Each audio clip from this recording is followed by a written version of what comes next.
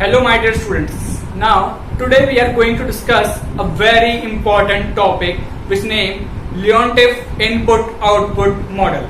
इस मॉडल के अंदर हम पढ़ेंगे कि इसका यूज कैसे करा जाता है किसी भी क्वेश्चन को सॉल्व करने के लिए। लेकिन पहले उससे पढ़ेंगे ये होता क्या है और फिर इसके बाद जो क्वेश्चंस बनते हैं उस क्वेश्चन को सॉल्व कैसे करें इसकी हेल्प से। तो इस मॉडल को हम पढ़ेंगे, ठीक है। इस वीडियो को आप पूरा एंड तक देखें तभी आपको ये पूरी वीडियो समझ में आने वाली है, क्योंकि आपको पता है आधी अधूरी चीज समझ में नहीं आती है। और कमेंट भी करके बताना अगर आपको कुछ समझ नहीं आता है तो। वैसे तो समझ आ जाएगा आपको, बट नहीं आता बाई चांस तो आप हमको कमेंट करके बता सकते हैं, ठीक है। तो आइए स्टार्ट करते हैं लियोंटिफ इनपुट आउटपुट मॉडल। जो ये लियोंटिफ का इनपुट आउटपुट मॉडल है,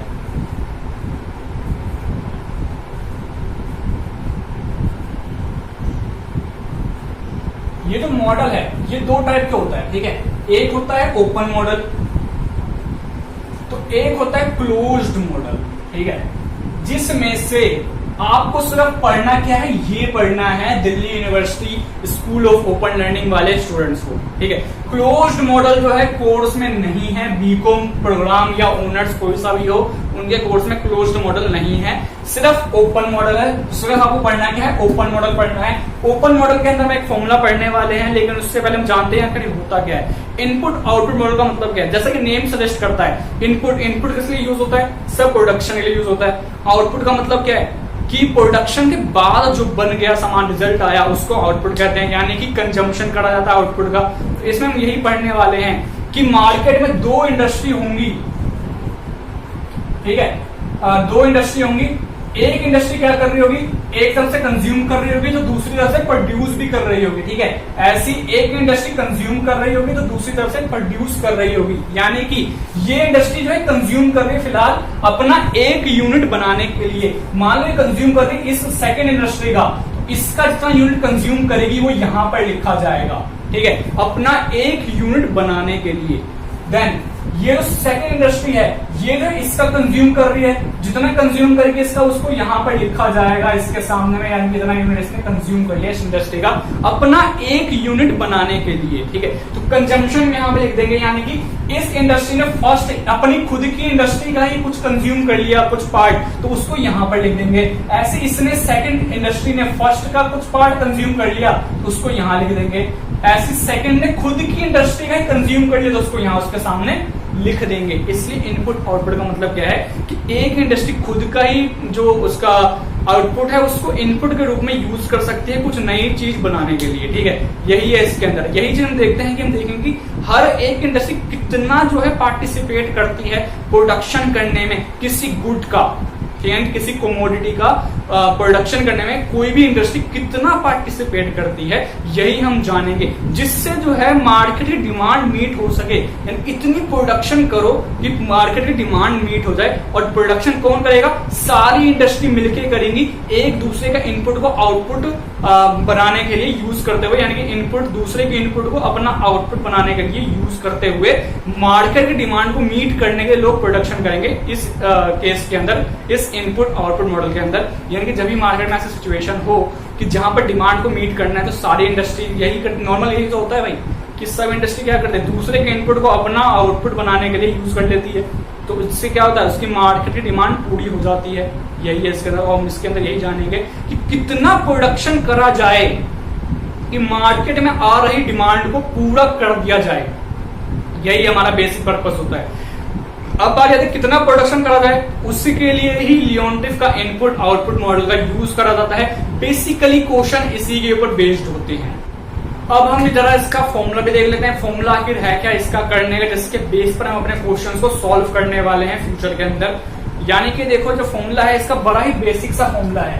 ये जो फॉर्मूला है उसका नाम है ax plus D equal to में x, जहां पर जो ये x है इसका मतलब है ग्रॉस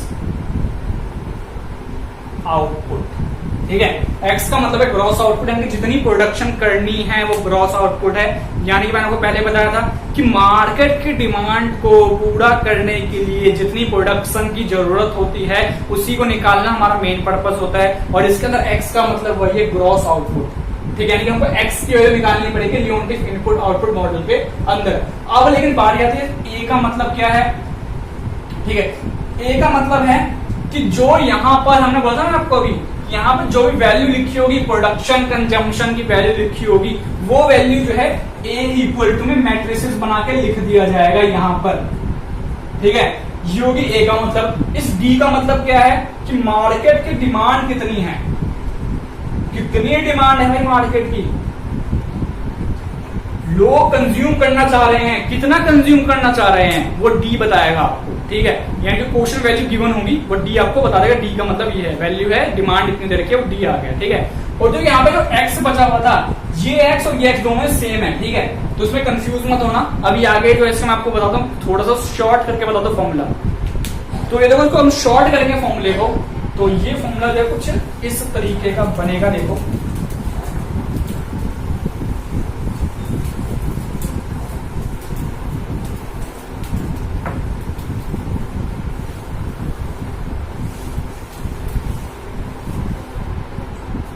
तो गाइस यहाँ देखो, जैसे फॉर्मूला था हमारे पास A X plus D equal to में एक्स।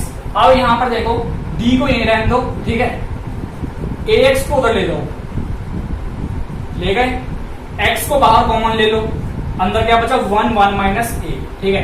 डी इक्वल टू में एक्स 1 1 माइनस ए बचा। अब 1 याद करो, आइडेंटिटी मैट्रिक्स मैंने आपको बताया हुआ था लास्ट वीडियो में, सबसे पहले दूसरी वीडियो में आपको बताया हुआ है कि जो 1 है, 1 किसके इक्वल होता है, 1 का मतलब होता है आइडेंटिटी मैट्रिक्स। तो 1 की जगह पे आप क्या यूज कर सकते हो, आई, ठीक है, क्योंकि आइडेंटिटी मैट्रिक्स को हम आई से डिनोट करते हैं, इसलिए आई लगा दिया मैंने यहाँ पर, ठीक है। एंड ये जो -1 आ गए, माइनस ए आ गए, तो माइनस ए तो है ही हमारे पास, ठीक है, और ये एक्स बन गया, ये हमारा बन गया नया फॉर्मूला, ठीक है। अब इसको कुछ आप इस तरह लिख सकते हो, लाइक ये जो आई माइनस ए लिखा है ना, इस आई माइनस ए को इस साइड ले आओ, ले आए, ठीक है। लेकिन वहां तो मल्टीप्लाई में था, फिर यहाँ तो नीचे डिवाइड होना चाहिए था, बिल्कुल होना चाहिए था, तो डिवाइड होना चाहिए था, तो ये कुछ ऐसा लिखता ना, दिखता ऐसा लिखने में दिखता, ये आई माइनस ए ऐसा दिखता, ठीक है। अब मैंने यहाँ पे क्या करा, आप याद करो बचपन में रूल पढ़ते थे कि जब भी कोई नंबर ऊपर दे रखा है और सेम नंबर नीचे उससे डिवाइड कर रहा है, यानी कि ऊपर एक्स स्क्वायर दे रखा है और नीचे एक्स से हम डिवाइड कर रहे हैं, तो डिवाइड में दोनों नंबर सेम है, जब बेस सेम होते हैं तो पावर क्या होती है, माइनस में। तो इसका मतलब क्या है, ऊपर गया ये एक्स की पावर 1 है, ऊपर जाके -1 लगाया, आ गया आंसर एक्स। यही कहा ना मैंने, बस पावर ऊपर ले गए, माइनस कर दिया, ठीक है। तो इसका मतलब यहाँ पे वही है कि जब ये नीचे डिवाइड में था तो ये कुछ इस तरीके का था, ठीक है। पावर कुछ नहीं है इसकी, तो 1 मानेंगे और इसको ऊपर की तरफ ले जाएंगे, तो ये देखो माइनस का 1 लग गया, बस बिल्कुल मैंने यहाँ पे वही तरीका लगाया। अब इसमें -1 लगा दो और यहाँ पे लिख दो एक्स। ये बन गया हमारा बेसिक सा फॉर्मूला, जिसमें एक्स क्या है, ग्रॉस आउटपुट, और ग्रॉस आउटपुट हमारा पूरा इक्वल में इधर ही है, और बाकी सारा हमने इधर लिख लिया है, ठीक है। यानी जो हमको क्वेश्चन में गिवन होने वाला है उसको हमने लिख लिया इस साइड, और जो पता लगाना है उसको हमने एक्स मान के यहाँ लिख लिया, ठीक है। यही हमारा इनपुट आउटपुट मॉडल का फॉर्मूला। चलो इसका एक क्वेश्चन देखते हैं। क्वेश्चन देखो यहाँ पे मिला है हमको, क्वेश्चन में लिखा हुआ है फॉर द फ्लोइंग ट्रांजेक्शन, आपके स्क्रीन पे क्वेश्चन दिख रहा होगा, for the flowing transaction matrix find the gross output for each industry for the final demand 18 and 44। अब यहाँ पर ध्यान से सुनना, ध्यान से देखना पहले स्क्रीन पे कि एक आपको मैट्रिक्स दे रखा है यहाँ पे डी, उसका मतलब फाइनल डिमांड, ठीक है। तो फाइनल डिमांड है, इसका मतलब है कि वो डी दे रखा है, ठीक है। अब डी कैसे पहचाना हमने कि डी दे रखा है, तो मैंने आपको क्या बताया था अभी कि भाई डिमांड, फाइनल डिमांड का मतलब क्या है, मार्केट में लोग कंज्यूम करेंगे, यही मतलब हुआ ना। तो जितना कंज्यूम करेंगे उतना ही प्रोडक्शन करनी पड़ेगी, तो इसलिए फाइनल डिमांड यानी कि डी आ गया। डी का मतलब मैंने क्या बताया था, मार्केट डिमांड, यही है हमारा फाइनल डिमांड डी, ठीक है।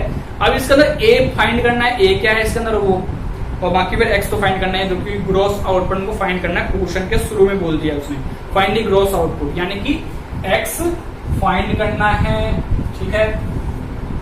अब इसके अंदर देखो यहाँ लिखा हुआ है कि इंडस्ट्री 1 जो है 16 यूनिट खुद का ही कंज्यूम कर लेती है अपना 1 यूनिट बनाने के लिए। ऐसी इंडस्ट्री 1 इंडस्ट्री 2 का 8 यूनिट कंज्यूम करती है, इंडस्ट्री 2 इंडस्ट्री 1 का 20 यूनिट कंज्यूम करती है।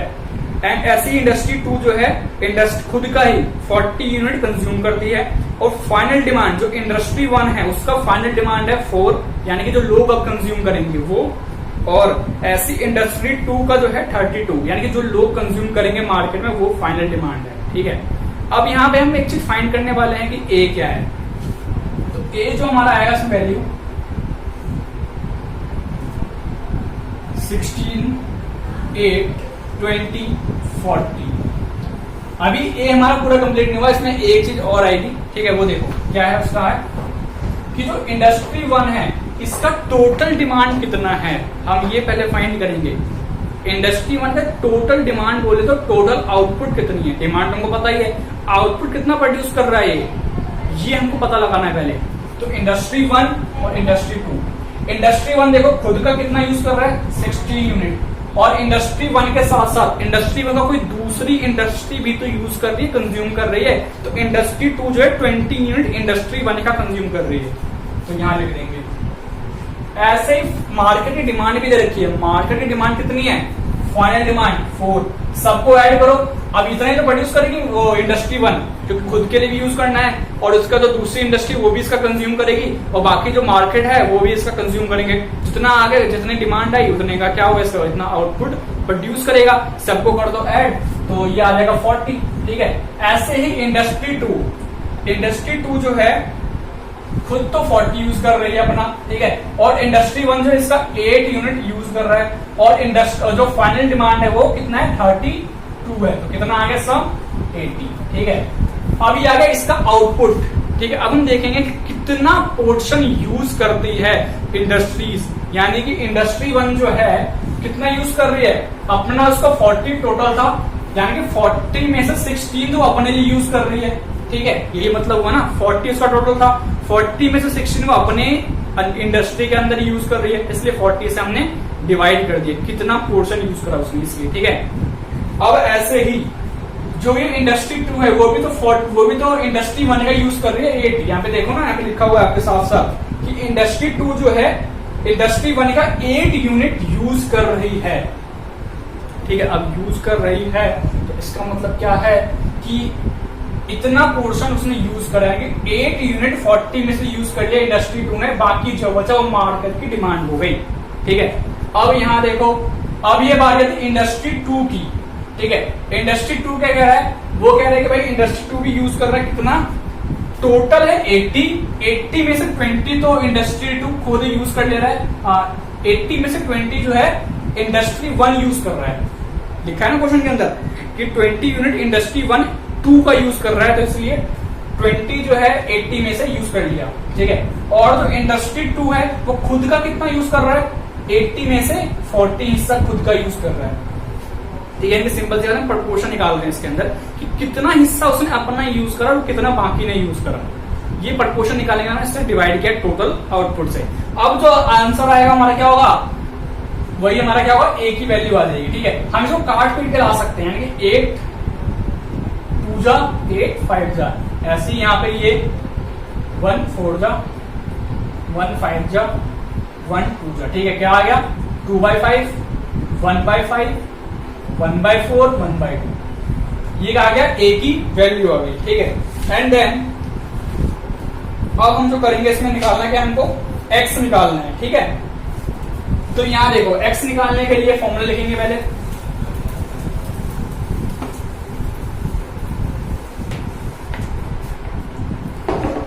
एक्स निकालने के लिए फॉर्मूला क्या था, formula I minus A inverse T, ये फॉर्मूला था, ठीक है।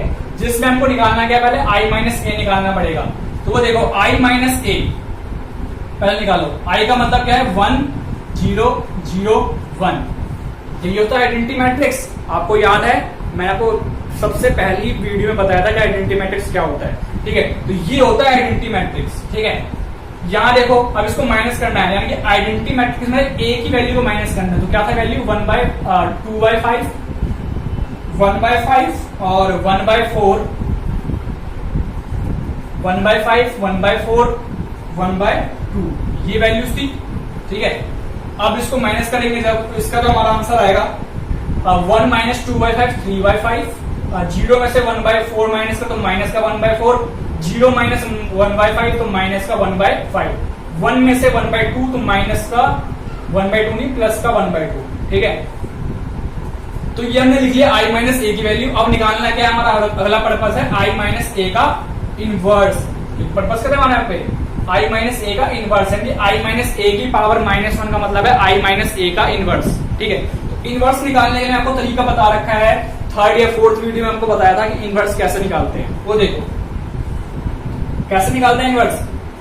जो भी मैट्रिक्स दे रखा है उसका पहले निकालते हैं डिटर्मिनेंट, और उसके बाद क्या करते हैं, उसका एडजॉइंट निकाल लेते हैं। ठीक है, अब यहां देखो,